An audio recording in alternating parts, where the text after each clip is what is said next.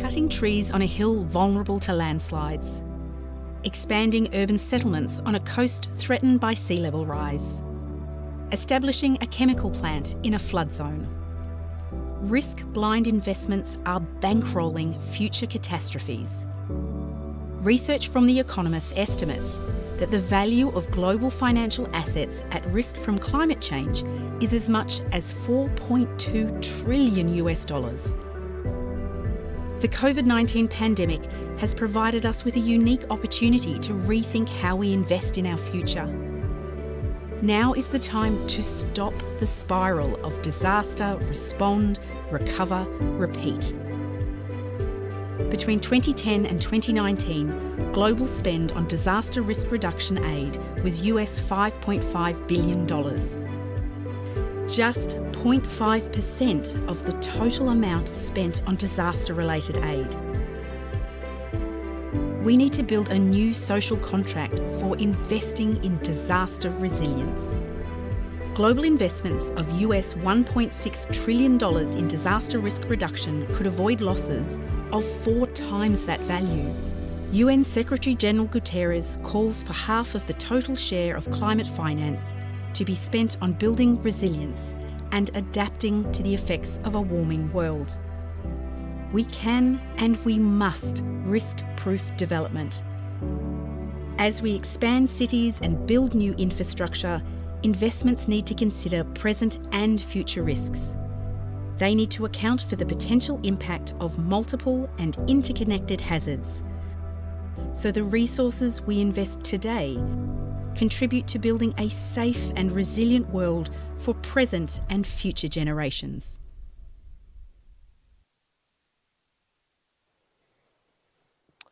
Welcome to our first plenary session of the Asia-Pacific Ministerial Conference on Disaster Risk Reduction. Now, throughout this conference, you will hear Asia-Pacific region referred to as the most disaster-prone region in the world. And just think about these numbers for a moment. Since the 1970s, 59% of global deaths due to disasters have occurred in our region. Alarmingly, disasters are on the rise. Because of climate change, natural hazards are becoming more severe and more frequent. We only need to look at what is happening in Pakistan right now, or droughts, or relentless monsoonal rains, or glacial water, extreme heat, to see what an impact it's having on millions and millions of people. We hear this word unprecedented a lot, but that word is becoming far too familiar in our world. In the meantime, rapidly expanding cities continue to grow into harm's way. Poorly planned urban development has had catastrophic consequences for communities.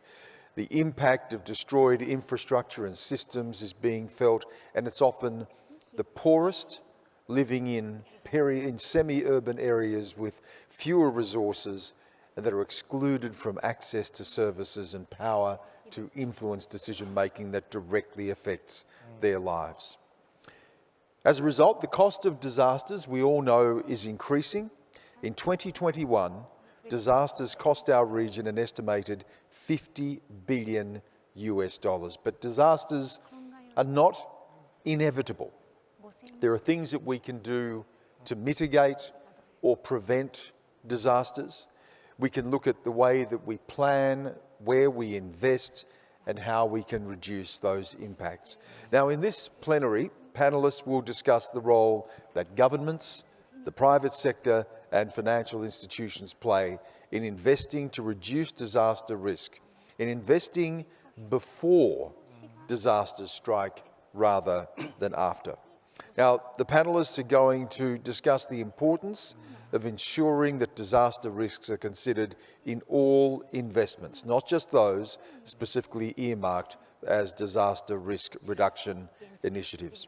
There's going to be a lot of questions. We'll be taking questions from people in the room here as well. And to support us with this discussion, I want to introduce to you now our panel of experts. Mr. Guy Debelle, who's joining us remotely from Perth. Guy is the Chief Financial Officer at Fortescue Future Industries. The Honourable Maria Antonia Yulo Loizaga, Secretary for the Environment in the Philippines. Mr. Ming Zhang, World Bank Practice Manager for Urban Disaster Risk Management. Her Excellency Mulipola Anarosa Ale Moliu, the Samoan Minister of Finance, and His Excellency Hiroyuki Inoue, Japan's Minister for Policy and Coordination. Now, in this session, the panellists will be taking direct questions from conference participants. All delegates at the conference were asked if they had a key question they wanted to ask at the plenary, and from that process we have identified a few of those key questions for our panel. So a lot to talk about, a lot to discuss in this session to bring together the risks and the challenges that everybody faces right now and the way that we are going to have to work together to deal with all of those. So let's begin, and I'll call on the first question from Philemon Manoni, Deputy Secretary General of the Pacific Islands Forum Secretariat, to read out the first question.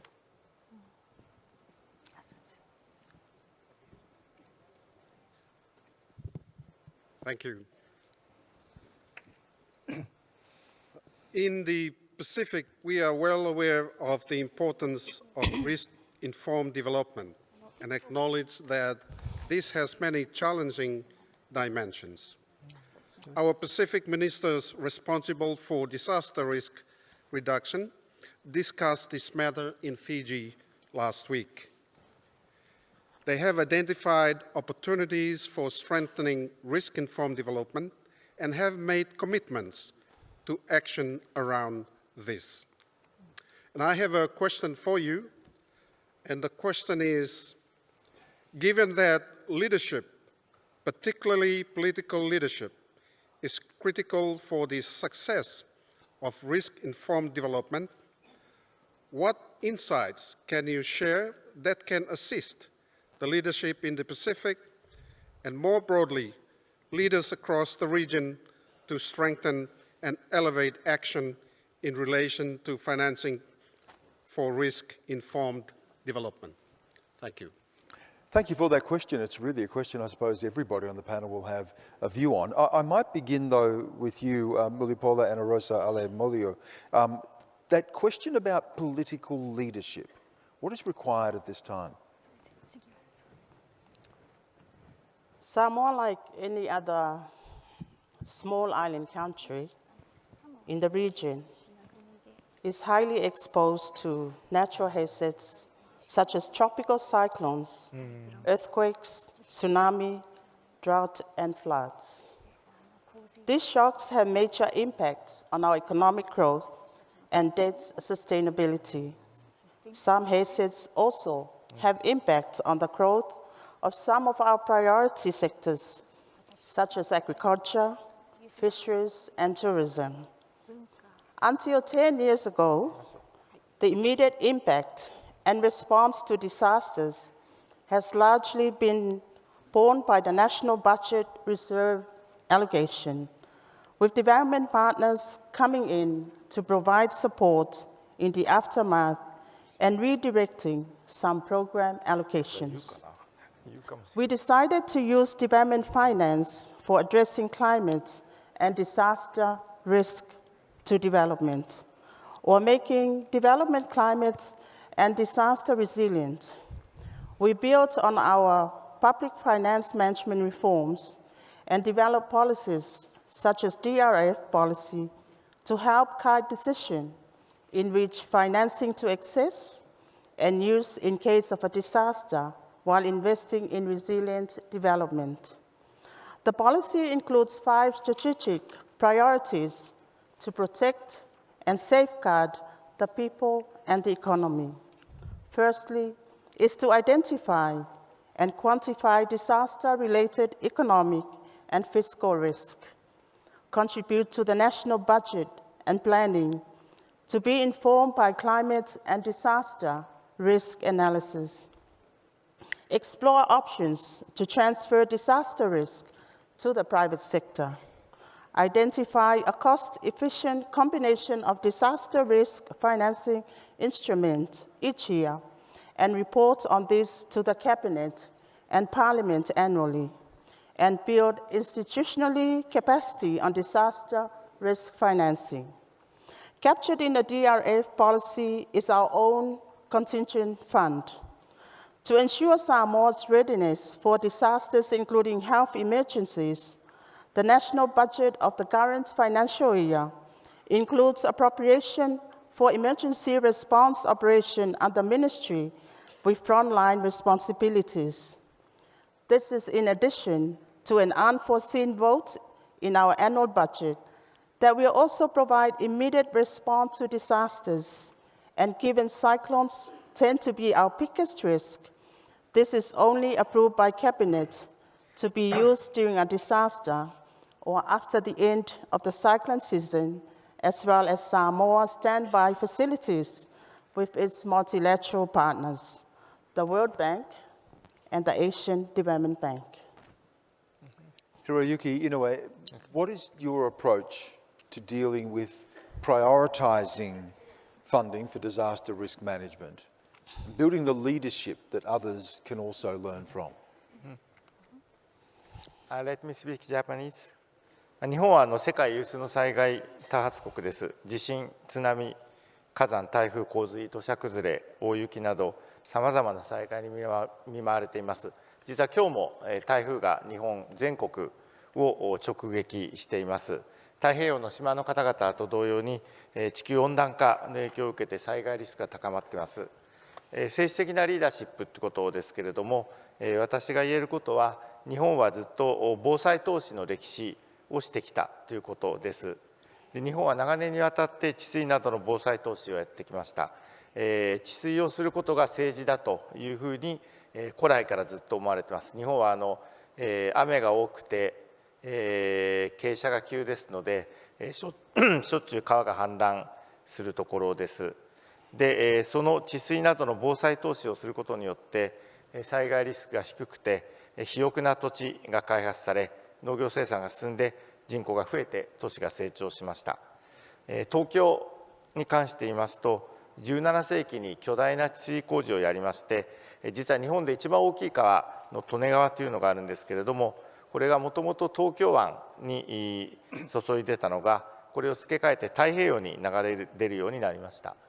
それから20世紀の初頭には、荒川の放水路、巨大な放水路が整備されまして、東京の発展の基盤が形成されています。昔の戦国時代から近代まで、防災投資をやることが政治リーダーそのものにとっての力を強める、国力を高める、他のリーダー、ライバルに打ち勝つということでありました。世界の持続的な成長のために必要なのは、このような継続的な防災投資によって、長期的な効果をリーダーたちが正しく理解する、防災投資によって、負のスパイラルから抜け出すことができるということだと思います。日本は JICA を通じまして、防災投資の重要性を世界に発信しています。これからもしっかり努力していきたいと思います。As you may know, Japan is one of the most disaster-prone nations in the world. We're frequently struck by various disasters such as earthquakes, tsunamis, volcano eruptions, typhoons, floods, landslides, and heavy snow. We're also facing the impact of climate change along with the Pacific Island states, and disaster risks are increasing. In terms of political leadership, I say that many nations could learn from the Japanese history of investment in disaster risk reduction. Japan has made continuous investment in disaster risk reduction, such as for flood control. We have an old saying that politics is all about controlling water. We have many rivers, and throughout our history, we have had many water-related disasters, including overflowing rivers. As a result, we have been able to develop fertile land without major disaster risk, and this has helped the growth of agricultural production, and it's allowed us population to expand as well as our cities. One really good example is the Tokyo metropolitan area. We started a large construction project in the 17th century to relocate the Tone River so that it flowed into the Pacific Ocean instead of Tokyo Bay. In the beginning of the 20th century, we created a discharge channel for the Awakara River, and this created the foundation for modern Tokyo. Since the age of the samurai warriors until the modern period, Japan has always tried to catch up with its Western counterparts. We've invested in disaster risk reduction, and this has been the means for our political leaders to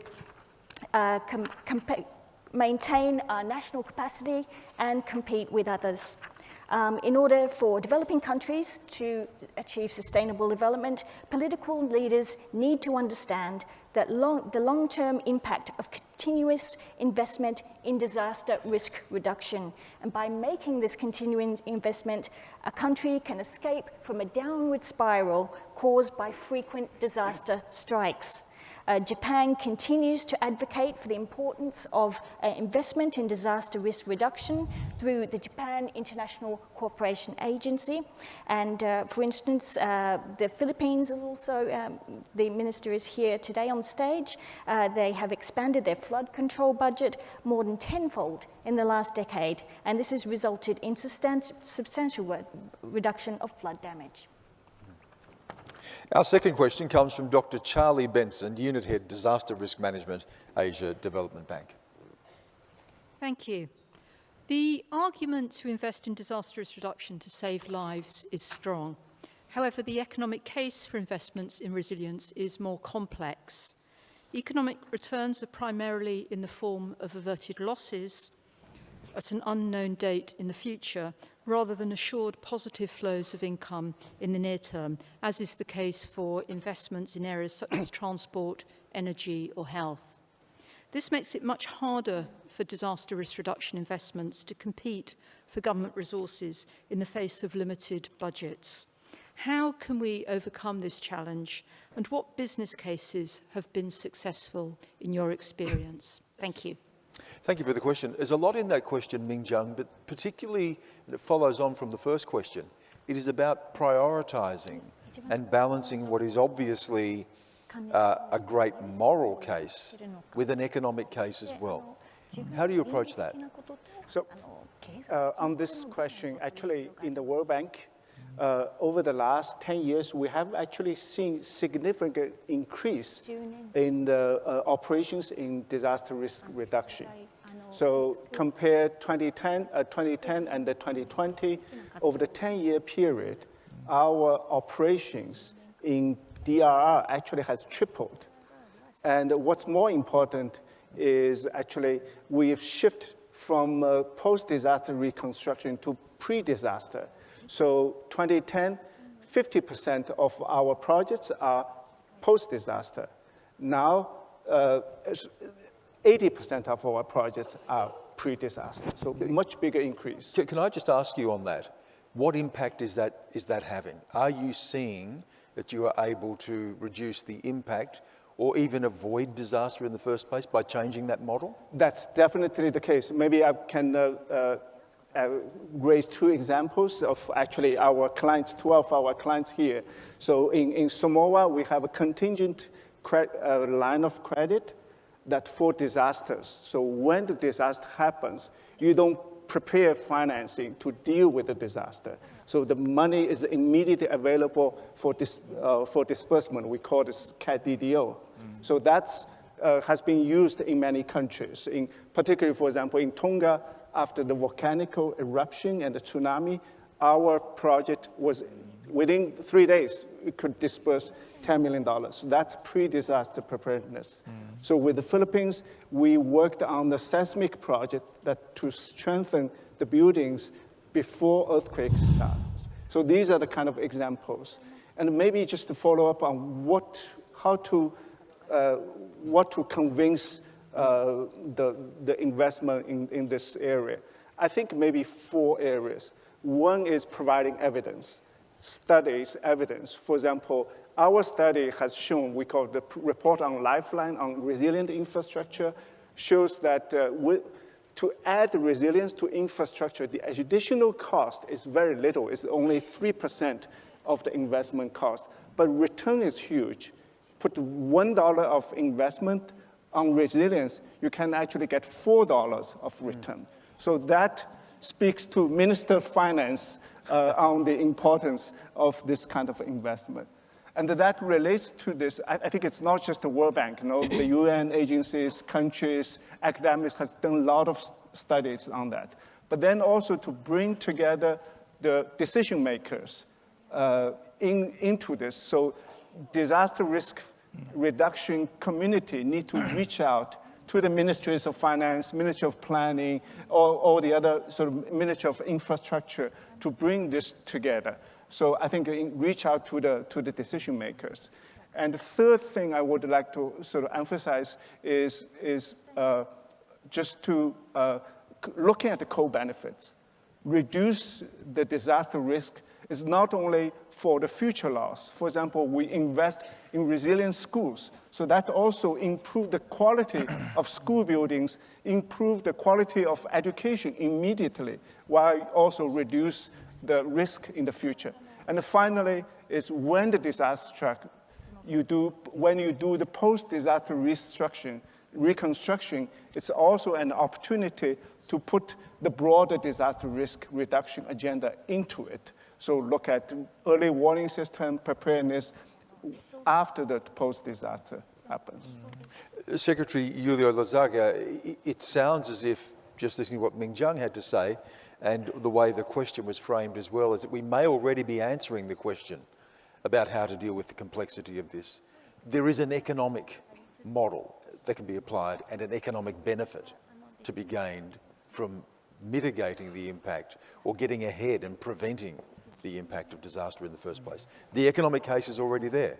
Absolutely, and let me just speak from the perspective of the Philippines. We are actually the fourth in terms of the human costs of disasters between 2020 and 2000 and 2019. That's fourth in the world. Fourth in the world. Wow. And annually, we stand to lose an average, and this is figures from ADB, about $1.2 billion a year annually from disasters.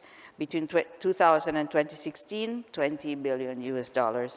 So let me just begin by saying that the economic case is made, but where we have to do a lot of work is in engaging the different stakeholders and decision makers, as mentioned by our colleague here, Ming Zhang. The ability to build a shared understanding of hazards, not just of hazards that we know in the past, but the plausible hazards that may actually occur because of the impacts of climate change and other types of hazards that may occur in the future, is key to building the economic case as well. Differentiated understanding of exposure and vulnerability is also very crucial, and that will be the key to engaging the different stakeholders in working together as far as the collective action on disaster risk reduction and climate change. A national risk registry is essential, and that risk registry must be based on a country risk assessment that is periodically updated by climate and disaster risk assessments that are based on local assessments where risk actually is generated. Access to knowledge, both traditional knowledge and science from academia, not just the physical science or industrial sciences, but social sciences where we understand how people make decisions. This is very, very important to making decisions about risk and investing in disaster resilience. A common platform for operational reference must be established. And here we cite a World Bank project called GeoRisk Philippines, wherein a geospatial platform that has been constructed to actually feature multiple hazards and different types of exposure and vulnerability in order to address the types of disasters that may occur. Two last points. Government is key. Leadership is key. We need champions in government. In our country, the Department of Finance in particular has taken a lead role by establishing a sustainable finance roadmap that directs capital flows towards climate and disaster resilience. This type of leadership is key. The Securities and Exchange Commission mandate reporting on sustainability that is now enhanced, and the central bank is also part of this effort. Lastly, on strategic multi-stakeholder engagement, the private sector and their investments are key. We need to make sure that, in fact, disaster resilience is part of core business value cycles and not just CSR options. And here we have a number of striking examples. Property conglomerates, banking conglomerates, as well as food manufacturing companies in the Philippines have invested in flood mitigation and earthquake resilience in their design and engineering of their buildings. We also have companies in geothermal energy and water utilities investing in forestry and biodiversity conservation for water and energy sustainability for communities. And lastly, there is an effort at this moment to actually work on mangroves as part of carbon stock that may be, in fact, developed, valued, and eventually traded by the different corporations that serve both co-benefits, adaptation needs today, but also, in fact, serve to, in fact, decrease our GHG emissions. So these are some examples of those cases. Thank you. Our third question from Dr. Tiwari, Principal Advisor, Strategic Affairs, Sapio Analytics Global, India. Thank you very much. I am Dr. B.S. Tiwari. I have been with Government of India for almost 30 years in dealing with the from intervention to policy level in disaster management, and now with this organization. Thank you for giving this opportunity. My question is that we often focus on the costs of greater investment in disaster risk reduction. This can overlook the potential opportunities for greater private sector investment. What are these opportunities and how can we capitalize on them? Thank you. Thank you. I'll bring Guy DeBell into that. How does the private sector and the public sector work together most effectively? Thanks, Dan. I mean, I think I'd pick up on a couple of the remarks from the previous speakers. I mean, in the end, this disaster risk reduction is an investment decision. And you've got to look at it over a long horizon. And yes, the timing of disasters is uncertain, but we do know we have increasingly understanding of that they are going to happen and with what frequency and what severity. And then, as the previous speaker noted, it's a question of how costly is that going to be. But in the end, from a budget point of view, those costs foregone are a budget saving. So if we're looking at the government's budget decision over a long enough horizon, the investment's going to stack up. We are going to be saving many more costs in the future by investing now. And that's exactly the way that the private sector is looking at it as well. So today, the company I work for, Fortescue, announced a $6 billion US decarbonisation program to decarbonise its operations. We are looking at that investment decision, as we do with other investment decisions, over a number of years. And in this case, the costs foregone that we're saving ourselves are the increasing high cost of diesel fuels and other fuels, but also obviously the benefits of putting a lot less carbon into the atmosphere, which is beneficial for all. So if we're looking at it over a long enough horizon, and we're appropriately internalising the costs of those investment decisions. In this case, in the decarbonisation case, it's a question of the fuels that you're no longer, the fossil fuels that you're no longer having to buy, but also the carbon savings that you're incurring, then that incentivises the private sector to invest in these sort of decisions. So I think as long as the private sector is appropriately internalising the costs of disaster risk in its investment decision, it's going to do that.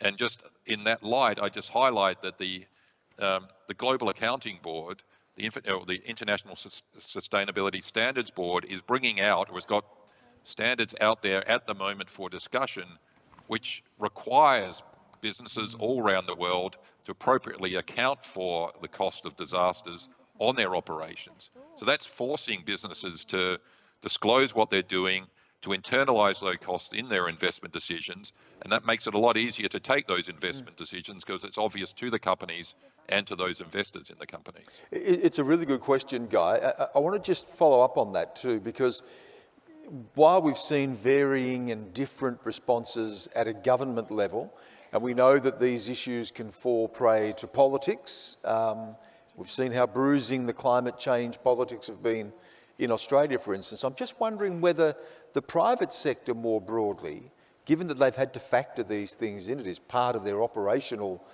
processes, whether private sector may be a little bit further on when it comes to factoring in the costs and mitigating the impact of climate change and making decisions potentially ahead of government. Yeah, I think that's right, Stan. I think the private sector is increasingly coming to this realisation. I would say that's not true of everyone. And I think, if I look at, I suppose Fortescue, through our chair, Andrew Forrest, thought about this maybe 4 or 5 years ago now and articulated this. And other companies are coming to that realisation sooner or later, and not necessarily all of them have got there. But increasingly, the private sector is realising that this is a material cost to the cost of doing business, and it's not that you're ignoring the benefits to the planet as a whole from something like a decarbonisation and the associated reductions in risk that comes from that, but actually the economics works from the internal, just from the company stake. However, where governments can play a very useful role is in making sure that those decisions are taken in a consistent and informed way, rather than, so I think there is very much a role there for the government sector. It's also very important when it comes to the finance side of things that companies, particularly that they're required to disclose these sort of risks in a consistent way, so that the finance is going to where it should be going, and it's been going in an informed way rather than a more haphazard and uninformed way. So yes, I think the private sector and the financial sector for that matter has been to some extent out in front of at least some governments for a number of years. But it does require a very important role of the government to provide that consistent framework to ensure that the right decisions are being taken, or at least informed decisions are being taken, and both by the company itself, but also by the financial sector and providing the funds to those companies. Just before we move on to our next question, question 4, Ming Jung, can I get a quick response from you to what Guy Debelle has said, and reflect on how the World Bank may be facilitating a combined effort between private and public sector, and where that's being successful? Yeah, I echo a lot of what Guy has said on this. Actually, we have, before this, I worked in the Caribbean, and we had a survey of the Caribbean private sector in the tourism side. And the private sector has done a lot in dealing with adaptation for climate change, all the cyclones, floodings, and things. They put backup infrastructure. They have plans to how to deal with emergency. But I think maybe 3 things that you, Guy, mentioned I want to emphasize. The information is important. The risk information. The government, public sector needs to do a lot of work, not only to come up with the risk information, but also properly disseminate. And I think what's more important is the small corporation. The big business, they have in-house capacity. But the small business, they don't have that capacity. So they need this how to understand the risk to make it in understandable.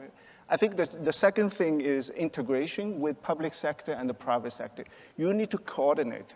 When we talk with airlines in the Caribbean, when the cyclones or the hurricanes came, they need to see, actually, the airline, they have contingency plan. But these flights, actually, at that time, it's not a private good, it's a public good. Because for all the emergency responses, you need these private sector. So you need to talk beforehand to integrate those things.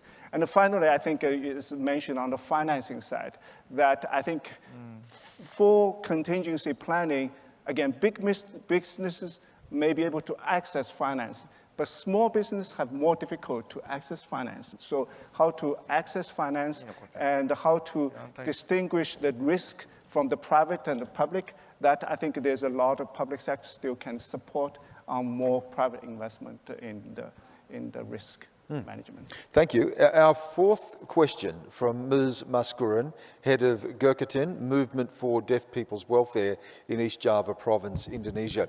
Now, just a note, this will be, question will be signed in Basindo and the translator will speak the question in English into the microphone. My name is Maskurun.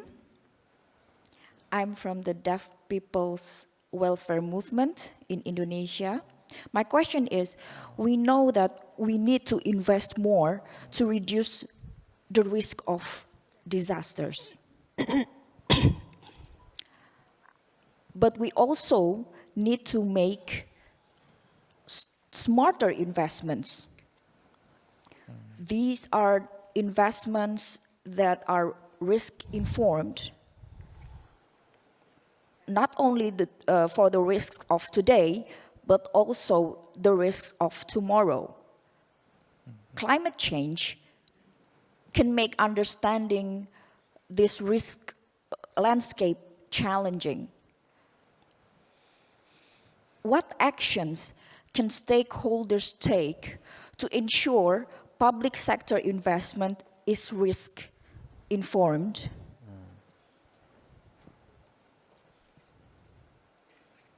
Thank you. Thank you for that question. I'll turn now to Hiroyuki Inoue. That question about the balance, I suppose, which is coming up a lot, isn't it? How you make smarter investment and how you balance risk. What are you doing to be able to deal with that? おっしゃる通りってますね。おっしゃる通りだと思います。一番大切なことは、中央政府や地方政府によって計画的に、それから一体的に災害リスク削減を可能にするようなガバナンスの体制の構築だと思っています。日本は法律があります。災害対策基本法、これが1961年に制定されまして、災害リスク管理のためのガバナンスを強化しています。特にプライムミニスターをトップとする中央防災会議がありまして、これが平時の防災対策の司令塔として位置づけられています。そしてこの中央防災会議が定める防災計画に基づいて、中央省庁、地方政府がそれぞれ防災計画を作って、災害予防策を計画的に実施をしています。それから私が務めています内閣府が、この中央防災会議の事務局として、気候変動リスクへの対処を含めて、省庁横断的省庁をまたいで、防災対策の進捗を点検するとともに、政府全体の防災対策や防災関連予算を把握する政策のモニタリングをやっています。こういったモデル、中央防災会議モデルを我々はナショナルプラットフォームとして提唱をしています。2005年の兵庫の行動枠組みにも位置づけられています。各国において日本型モデルの普及が進められてきましたけれども、これからも省庁横断的な体制を構築して、災害リスクガバナンスを強化して、バランスをしっかり取っていきたいと思います。I agree with your statement. I think the most important action is to build a governance structure that facilitates planned and integrated risk reduction efforts by national and local governments. In Japan, we have a law called the Disaster Countermeasures Basic Act, which was enacted in 1961. And this has built the basis of our disaster risk governance. The law established the National Disaster Management Council, and that's headed by our Prime Minister. And this is the headquarters of Advanced Disaster Countermeasures. So the Council develops the basic plan for disaster risk reduction, and based on this plan, the central government ministries and local governments come together to develop their own plans and implement disaster prevention measures. My office is the Cabinet Office, and it serves as the Secretariat of the National Disaster Management Council. It conducts inter-ministerial policy review, including those for climate change risks. It also conducts monitoring of national policies and national budget related to disaster risk reduction. Japan's National Disaster Management Council was modeled on the Hyogo Framework for Action in 2005 as the national platforms. And this Japanese model has been promoted throughout the world. We must push for strengthened risk governance through promoting interministerial coordination structures. And this is how we attempt to achieve balance in Japan. I'll get a response to that as well from Bulipola Anarosa Ale Moliu, particularly about in your country, in Samoa, how you make those decisions about smart investment and balancing risk. Mainstreaming of climate change and disaster responsiveness in our plans, as well as key aspects of public investment management, is key to take into account climate-specific elements. In the context of Samoa, the high-level awareness of the importance of climate resilience is reflected in, if not all plans, starting from its national plan, the pathway to the development of Samoa. Each sector plans, as well as in specific regulation and ministerial plans. The Minister of Finance plays a central role in public investment informed by climate and disaster risk. Finance ministers bring decisions around DRR to the heart of government decision-making, not only through the prioritization of risk reduction investment, but also by mainstreaming risk reduction and adaptation across investments. The Samoa Ministry of Finance is central in this sense, given national and sector planning, budget and aid coordination, and debt management are housed in the same ministry. And the mainstreaming of climate and disaster risk in core planning, budget process, and investment planning has been a part of government reforms for more than 10 years. One major work as a result of this is the Samoa Disaster Risk Financing Policy. Samoa also expanded its social protection during the pandemic peak and recovery period and is in the process of finalizing an adaptive social protection policy framework to guide work in this space.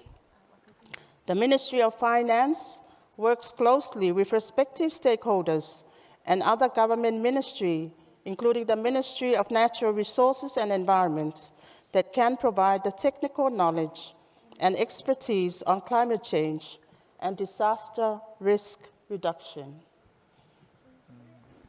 Thank you. Our next question, question number 5, from Ms. Liza Celerio Bautista, Vice President, SM Prime Holdings, Inc. in the Philippines. Good morning. I represent ARISE. ARISE stands for the UNDRR Private Sector Alliance for Disaster Resilient Societies.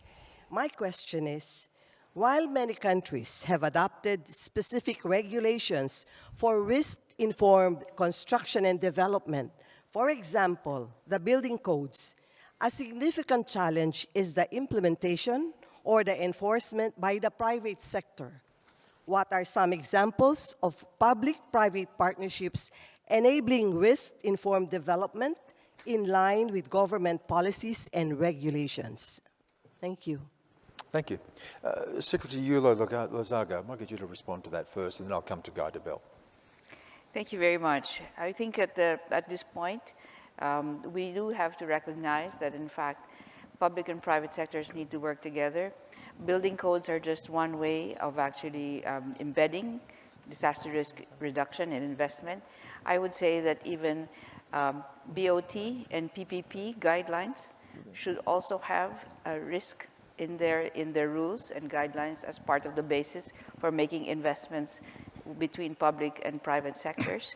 And this is very key for countries like the Philippines, for example, wherein a number of transport and energy and utilities investments are actually packaged as build, operate, and transfer and public-private partnerships. Yeah, Guy, this goes back to what we were talking about before. I might just sort of slightly reframe it a little bit as well and ask about what the role of larger countries in the region or wealthier countries have as well when you fit into this mix. There's public, private sector. There's also responsibilities that nations have to each other. Yeah, that's certainly right, Stan. I mean, in the end, we're all operating in the one global climate. I think that's something which is obviously key to all of this and what, you know, which is driving a lot of the disaster risk, and that has to be acknowledged. And I think the other point there is that the climate we have today is a function of a lot of decisions taken in the past, and it's not necessarily, you know, it doesn't necessarily mean that those countries, particularly, for example, those in the Pacific, which are most affected by decisions which they had no involvement in, should be responsible for bearing all the cost of that disaster risk reduction. And so I think that's certainly something to take account of. I suppose the other thing to note, though, is that at least in terms of making informed decisions in the private sector, comes back to something we were talking about earlier, and Ming Zhang made this point as well, is it's really the importance of having a consistent set of information. And so if you look at one of the major developments over the last few years is looking at climate scenarios so that which are consistent across the world so that people are using the same sort of information in making those decisions. So again, that we're making informed investment decisions. We don't know exactly how those scenarios are going to play out, but if you look at the scenarios which are being utilised by the central banks around the world, for instance, in the network for greening the financial system, those climate scenarios are helping banks and other financiers make informed investment decisions. They're then usable by the companies on the other end of those investment decisions to make informed decisions. And so we're actually, again, using the same sort of information to make informed decisions. Let me just give you those two practical examples of where the public sector and the private sector can work effectively together to make sensible investment decisions. And one Mr. Inoue has already mentioned, and it's a very long-standing one, is the earthquake building code in Japan. You know, that's been in place for a very long time, and it's all about disaster resilience, and it's proven incredibly effective.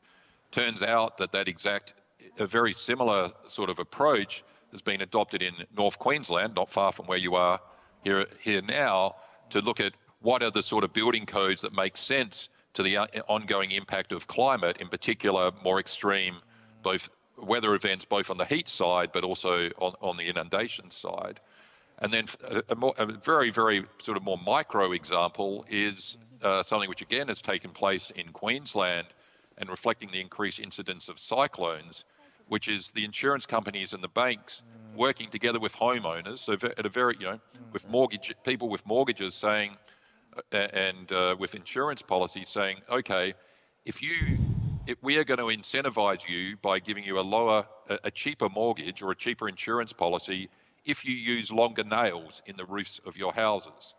Turns out, not surprisingly, that if you have longer nails, your roofs tend to blow off less in a cyclone and do a lot less damage. So there's a very sort of much more micro example of the private sector, potentially with the support of the public sector in providing that framework to incentivize people to make much more informed decisions which benefit both them and the financial sector as well. So it's a win-win for everyone, and it's a win-win for the government in terms of the cost of the disaster in adapting sort of fairly small actions which can have actually quite large financial benefit for everyone. It's a fantastic example. Such a very simple thing that has a significant impact. So it's exactly to what we're talking about.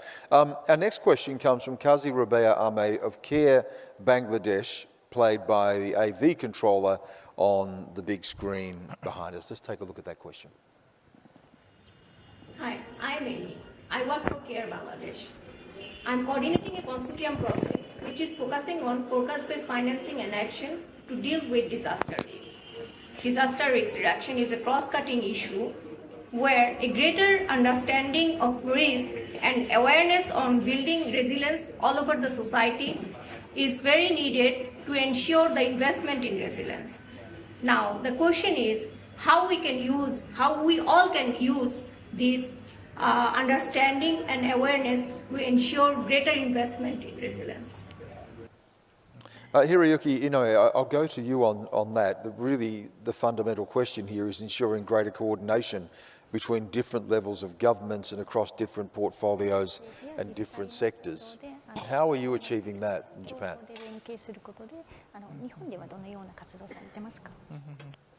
じゃあ日本の活動ね。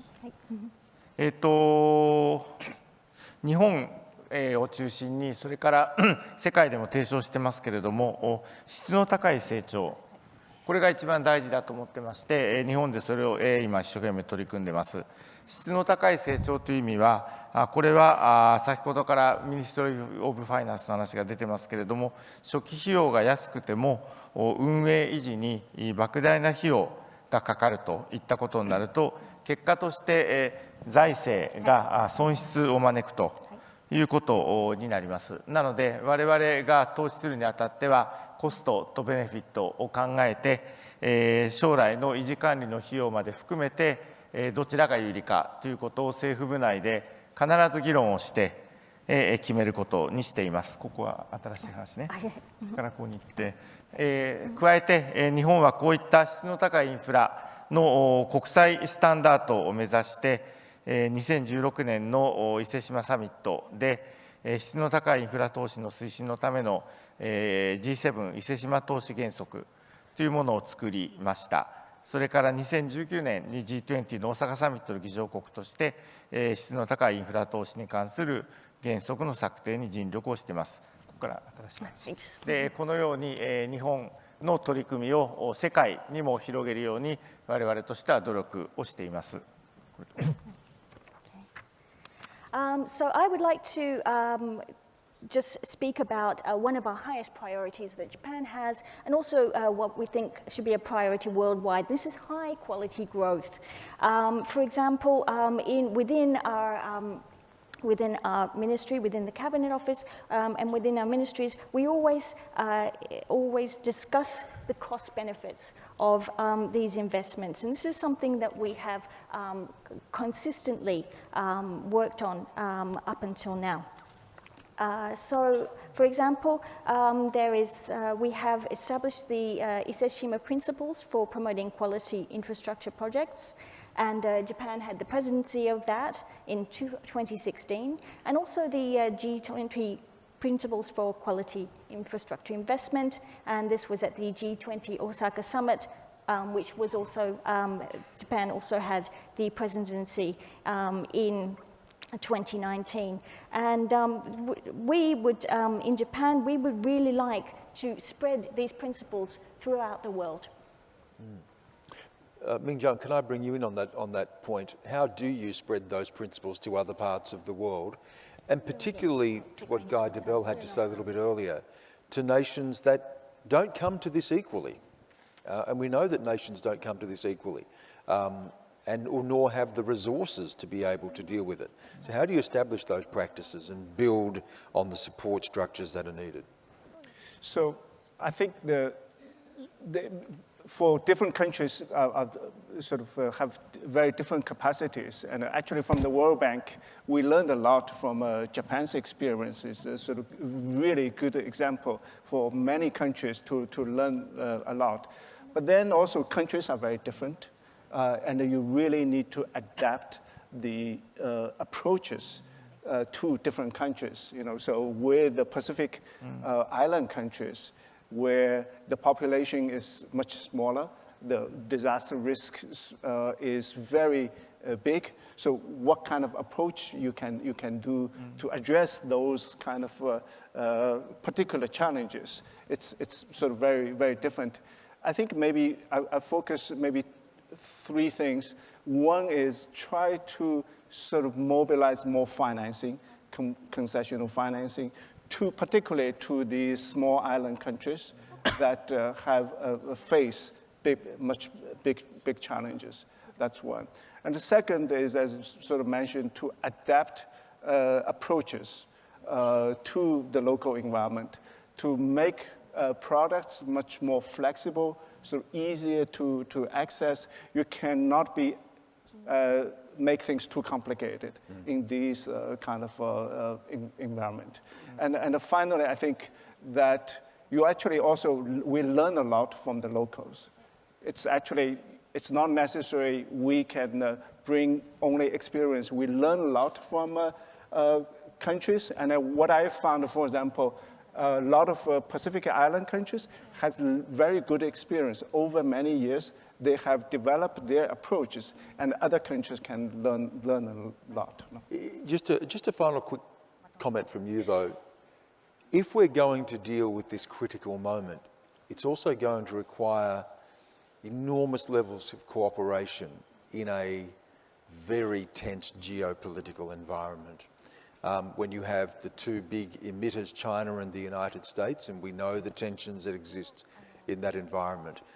How do we navigate the geopolitics that the world faces with the urgency of a climate response that affects us all? So from the World Bank perspective, I think we are an organization of member countries. The US, China, Japan, Australia are all our members. And I think this is actually under this kind of geopolitical tension, this kind of international organization probably can play a more important role, really, to see whether we can bring actions together on these sort of critical issues. Climate change, mitigation, adaptation. I think this is, as members of this organization, I think you can try to bring this together. So for example, we have, every 3 years, we raise concessional financing called IDA to support lower income countries, fragile countries, small countries for more concessional resources that as a grant. And we're starting the new round. And in this round, and we were successful over the last 2 years, actually bring all the member countries, including US, including China, Japan, Australia, others, really putting funding together to actually support, provide a stronger support on crisis response, on small island countries, on climate change and adaptation. It's a good story we don't hear a lot about, is it? We don't hear enough about those developments. Our question 7 comes from Mensaikan Davasuran, Youth Representative from Mongolia. Hello everyone, I'm Davasuran. I'm Child Delegate of World Vision Mongolia. So my question is, there have been many efforts initiated by various organizations, including government agencies, INGOs, and local civil societies, to ensure people's understanding on the climate effects of their investments. But they do not always consider the disaster risk. However, we know that some investments can make communities more vulnerable to shocks and natural hazards such as drought, flood, and forest and steppe fires, etc. So my questions are, what can we learn from efforts, and what would be our considerations to embed the climate risk and environmental protection into investments? And how to transfer these lessons to the decisions for investing into disaster risk reduction? Thank you for that question. Secretary Yulo Loizaga, very interested in that idea about how some investments can make communities more vulnerable to shocks and natural hazards such as drought, flood, and forest, and fire, and so on. So how mindful of that are you when you mentioned before that you are 4th in the world when it comes to the impact, that not making decisions that actually make things worse? Thank you very much for that very loaded question, or set of questions. Yeah, it's a great question. Thank you. I think I need more than 5 minutes here, but let me just respond quickly to decisions that actually make communities more vulnerable. This has in fact been the case in some of our adaptation and response and recovery investments in the Philippines, where sometimes we think building a road dike will actually help stave off storm surge related flooding. but then inevitably it will also keep flood waters in and not allow them to drain towards the sea. So these are some of the very complicated and complex ecosystem-based problems that we need to actually take into consideration when we make investments. Let me just speak from experience and how to translate some of these experiences directly into investment directions that will actually inevitably lead to positive impacts in terms of resilience. The first message I have to everyone is, number one, the world belongs to translators. We need to understand the way our actions impact sectors and scales. It's the physical and social geographies that intersect that actually generate the risk. And if we just deal with the hazard and not understand the context within which that hazard actually occurs, then we're bound to make some mistakes. So the first idea here is disaster risk reduction is complex, and therefore we need to relay the message there is no one size fits all. There is no solution that fits every situation. Social vulnerabilities, physical, organizational vulnerabilities all need to be taken into consideration when designing any kind of intervention. Secondly, the messaging needs to change. At this point, we are saying, all right, these are the hazards, these are the exposures, these are vulnerabilities. We need to speak to all different publics, including the smallest and the most vulnerable groups in our society. The vulnerabilities intersect, and so we need to understand how these different vulnerabilities intersect, whether it's gender, it's poverty-related, it's ethnicity-related, it's disability related. We need to understand the way vulnerability is expressed in our societies. Secondly, or thirdly, I should say, we need to express that vulnerability in terms of the stake people must have in the process of investing in resilience.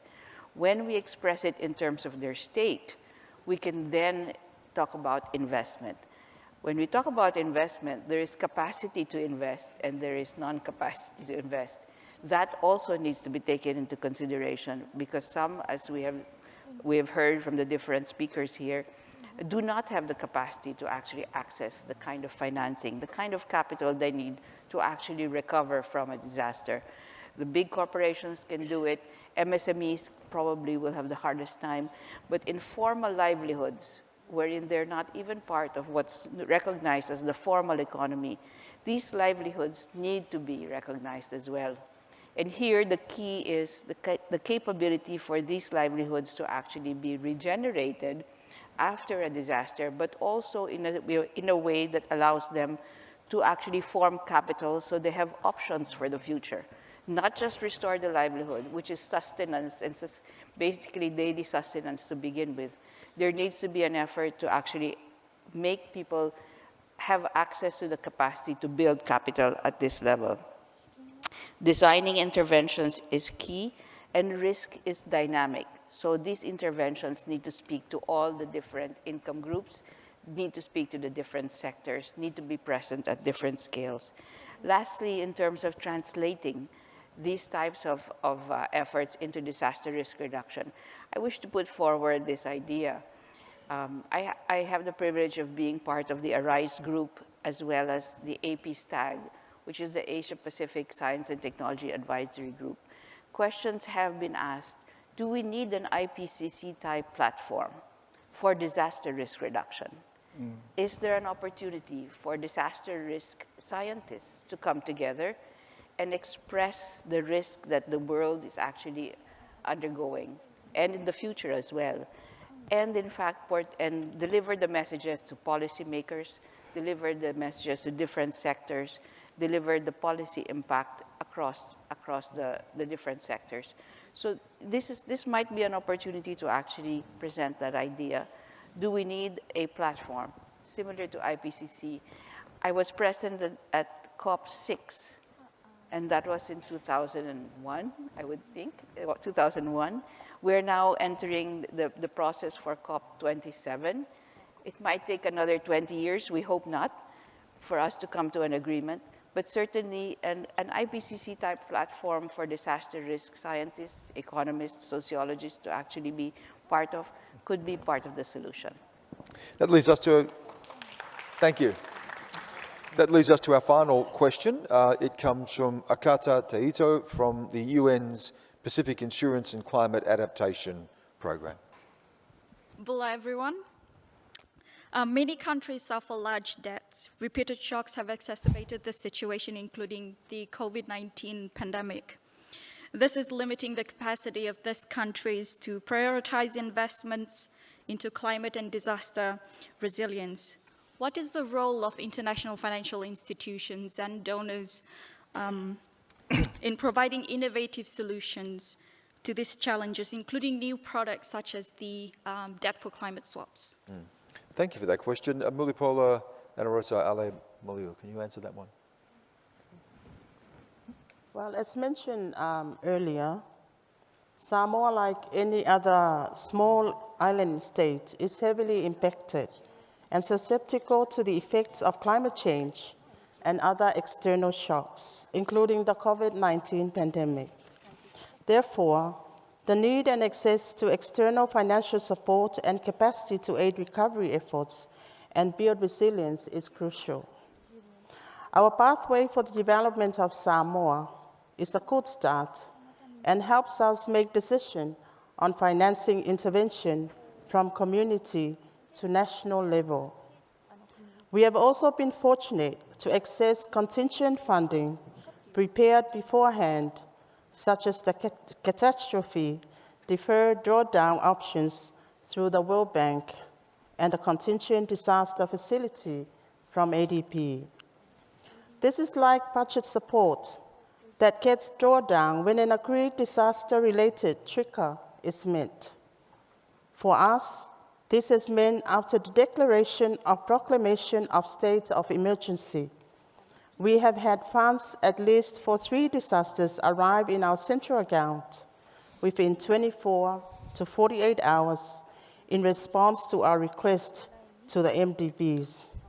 It meant that we were able to plan our disaster response and fund it, and also start on recovery.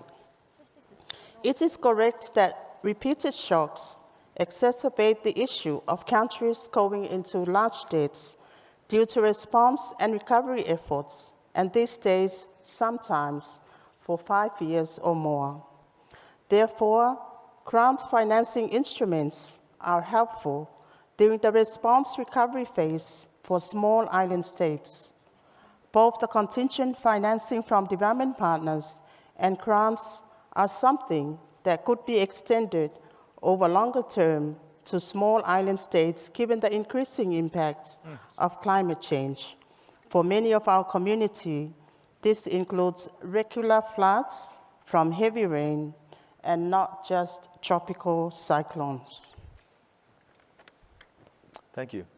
Ming Jung, particularly interested in that last part of the question about the capacity for debt for climate change swaps for countries that are, you know, as we heard in Samoa's case, heavily indebted. Yeah. So on this issue, I think what we are trying to do from the World Bank side is actually to not just to look at one instrument, but really try to see how do we expand the concessional financing to countries that are most vulnerable. So, so not just debt swap, but try to bring concessional finance so you don't increase debt burden for countries. For example, you know, with our IDA funding, our financing with countries like Samoa is actually all grant-based, not credit. So you don't need to repay. So not adding to the burden for the debt. For some countries with stronger sort of debt capacities, we will have in the Pacific Islands, you have half debt and half credit, and even that credit is very concessional. So try to bring more concessional financing to vulnerable countries, and that's This is the IDA window that I mentioned before, and actually need all the member countries to contribute. There's no free money there. I think as the minister also mentioned, in addition, I'll try to create products that more responsive, that you mentioned, the CADDO, that when the disaster happens, you can immediate access. Support the country on the social protection system. So when disaster happens, even when COVID happened, you can use the social protection system to really support families that are most in need. So the range of disaster sort of financing products is also something that we work on.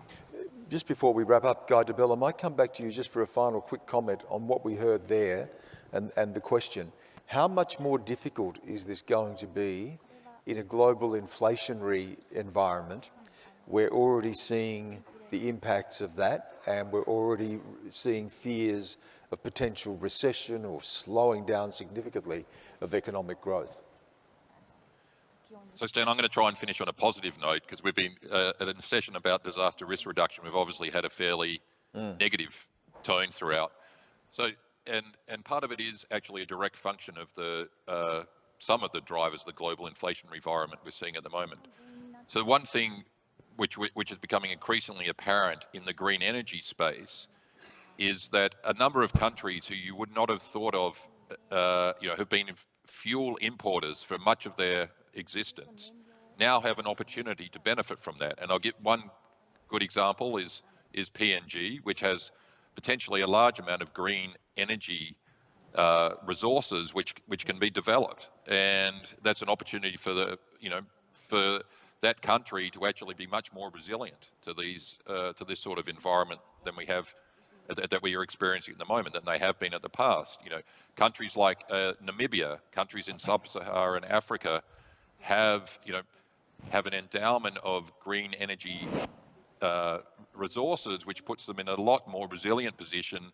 And so, and it has the double benefit of providing them with potentially much more secure income flows in the future, while also contributing directly to a much more improved climate environment. So I know we've been focused, and so directing investment to support those sort of activities and provide those opportunities for countries, including a number of not particularly, less developed countries, is I think something where, we've been talking about disaster risk reduction and funding that, but I think there's another huge opportunity there in providing the financial framework to provide investments in the green energy space into a number of countries which you wouldn't have previously considered as having, these huge energy resources. And that's going to be transformative for those countries from being energy importers to energy exporters, and makes them much more resilient to the sort of global inflationary environment we have at the moment, where a large part of that is driven directly by energy costs. And it's going to be good for them, but it's also going to be good for the world in having a much more resilient and lower cost energy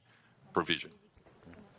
Thank you for that. Thank you for all of your fantastic questions. It's been a fascinating conversation just listening to it and listening to the questions. Obviously, the questions of risk and risk management, getting ahead of disaster, mitigating the impact of disaster is on everybody's minds. There is definitely a feeling I'm getting from the questions and the answers that we have missed opportunities, and we haven't been acting as quickly as we may have, albeit Japan had been putting into place for some time now just the sort of mitigation processes and policies that are necessary for this time. I was very interested in the question which went to the potential, increasing the potential risk and vulnerability by making the wrong decisions. I think that's also front and centre. One of the things that came through very clearly in the conversation and also from the questions is getting the balance right between the public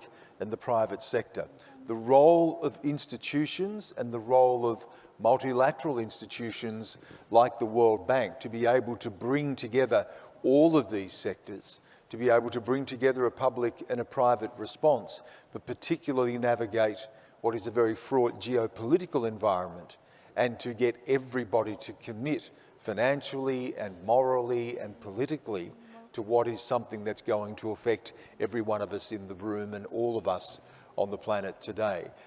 Very interested to hear about the response from countries like Samoa, who are having to deal on the front line of this impact, and the Philippines, where you are seeing a significant impact from climate right now, and balancing their own demands, the impact on their own economies and their own capacity to deal with this issue. That was not entirely of their making either. So I think it's been a really fascinating conversation, and the ability to bring just what this conference said, different experiences, lived experience, different cultural responses to it, a financial response, a political response, but also a human response is going to be absolutely critical to dealing with this moment that we face.